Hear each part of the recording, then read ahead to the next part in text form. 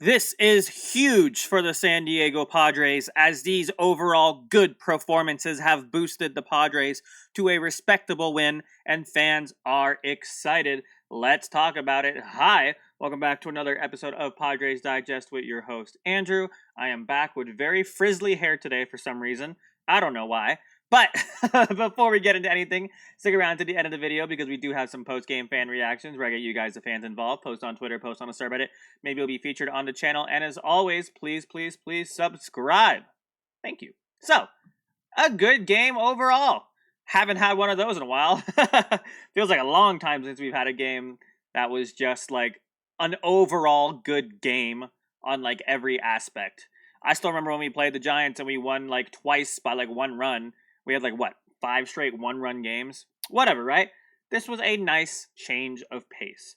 I don't have a recap today because I guess AJ Cassaville's on vacation. So I'll just jump into today's lineup real quick.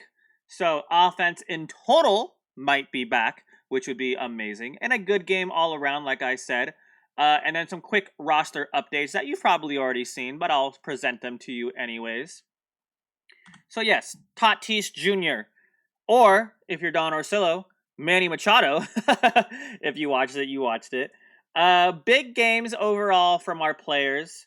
Let's start with Tatis, of course. Tatis Jr. just snapped a 21-game homerless span, the longest of his career, which is insane to think about.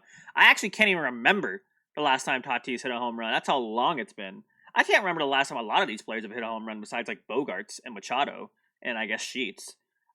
So not a big home run team, as we've established, and the broadcast today did establish at some point, I'm pretty sure.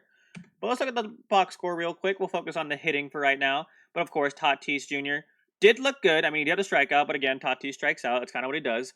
Arraez is still hitting. Like, I'm pretty sure he's on a hit streak right now, but only one hit is not really Arraez's thing, but I guess we'll take a hit. He still looks like he's hitting under the ball, though. Machado got on base twice, so we're not going to say it was horrible. Sheets with a hit has an 11-game hitting streak, I'm pretty sure.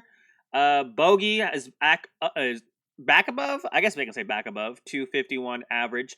Back long time since he's been there, let's put it that way. And then Cronenworth looked not great today, but he did have the RBI. But I've seen better days from him. And of course, Iglesias, Johnson, Maldonado. Maldonado got a hit today. Like when we say, like I always say, if Maldonado does good in a day, probably means the Padres are winning.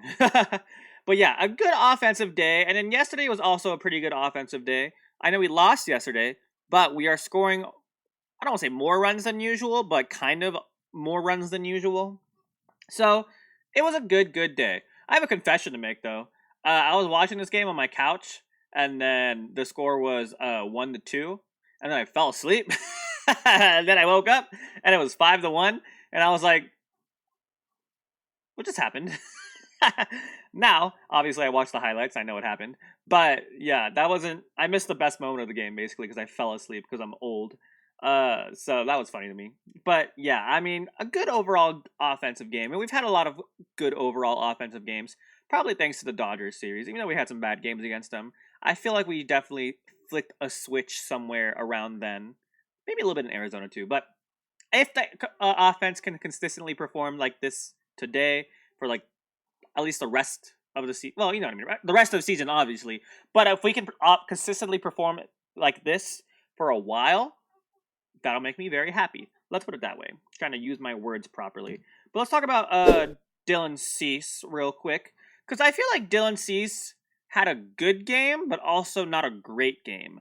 I mean, he had 4 strikeouts, which obviously isn't bad, but Dylan Cease obviously strikes out a lot more people because that's kind of his repertoire. And he did have the 3 walks. So, like, I'm super happy he pitched, 6.2? Yeah, 6.2 innings. Super happy he was able to go over 100. I'm super happy he didn't give up too many runs. Only 1 run, obviously. But I don't know. It felt like a good Dylan Cease start, but also still kind of, like, wild. But I do want to show you this. I forgot about this, but I'll tell you this real quick. Xander's offense has been rocky this year, but his defense have been really good to me. 91st percentile OAA coming into today. Why did I forget what OAA stands for? I'll look it up in 2 seconds. Sorry, outs above average. Completely forgot. Outs above average. So he's been really good on defense, like I've been saying all year. But now that his offense is getting better, that's fantastic. But that I want to show you this. Dylan Cease this year, 4.47 ERA. Not great, right? But his FIP, field independent pitcher, I do have it on this side because I'm gonna forget. And then BAPIP, of course, is batting average on balls in play. I guess I'll explain to you what FIP is real quick. I'm gonna read it from here. A pitcher stat like ERA, but includes what the pitcher controls: strikeout, walks, hit by pitches, home runs, and ignores defense and luck. And then BAPIP is batting average on balls in play, like we said. How often balls in play turn into hits, excluding home runs and strikeouts. High BAPIP equals more hits allowed than expected, maybe bad or luck or weak defense. League average is 3, or 300, I guess. So he's around league average. So only explanation for the big ERA FIP disparity is he's predictable with limited pitch mix, and Randy Vasquez stole his luck. So yeah, I have some more stats of his, so let me show you that. So I do want to show you this, right? ERA, this is a little outdated. What was it on here? It said 4.47. This one says 4.69. It's fine, right? But his FIP in this reference is 2.95. And if you look down on the Baseball Savant page, it's expected. I put the highlight on the wrong line because I'm stupid. But his average this year, 232, slug 398. So he's definitely pitching worse this year, but like he should be pitching better this year, which is weird, right? We always talk about Randy Vasquez. I always talk about this all the time, but Randy Vasquez is a pitcher who's pitching good, but he's not great. Dylan Cease is a good pitcher who's pitching bad. So his numbers should be better this year, but you've seen how it's worked out for him. But obviously, I still think there's hope for Cease. And we kind of need him to get better because, like I mentioned last video, Pivetta is slowly decreasing in his skill. Okay, sorry, someone knocked on my door. If you hear my dogs barking, my bad. But yeah, like I said, Dylan Cease should be pitching better, and we kind of need him to because Nick Pivetta has looked a little worse recently. So if they flip-flop, fine. But if they both trend downhill, then we might be in trouble.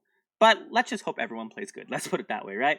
So yeah, another person I want to shout out though, of course, Morahone, who had not a 2-inning save, but like a good 2-inning, keep them exactly where they're supposed to be. 1.2 innings pitched, not strikeouts or anything like that, but it's fine. No one got a hit, no one got a walk. That was fine. Estrada too.